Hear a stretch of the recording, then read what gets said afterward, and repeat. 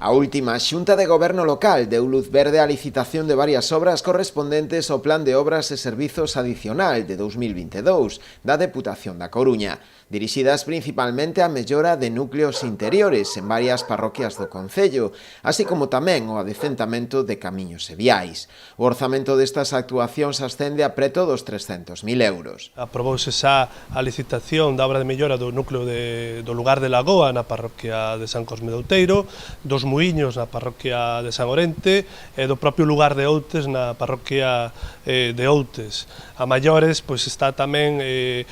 aprobouse tamén a mellora dunha serie de camiños na zona daqui da Serra de Outes do Cunchido e tamén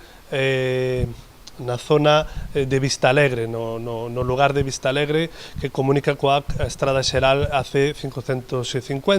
ao igual que nas inmediacións do Colexio do Cruceiro de Ró. O alcalde tamén informaba de que están pendentes de adxudicación ou xa adxudicadas outras actuacións con cargo ao Plan de Obras e Servizos de 2022 da Deputación, como é o caso da mellora dos interiores do lugar de Crespo ou da Rúa da Braña. A maiores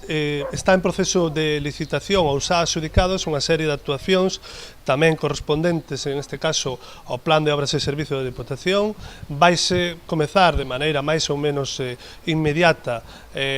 na mellora dos interiores do lugar de Crespos, na parroquia de Baladares, con un investimento de perto de 70.000 euros, e tamén se vai a proceder a mellora da Rúa da Braña, que é unha rúa que comunica a trama urbana da Serra de Outes co porto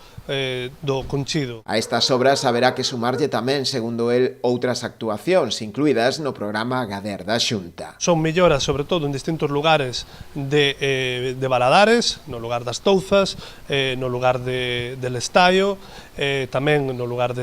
nos accesos ao lugar de Esperante, e, por outra banda,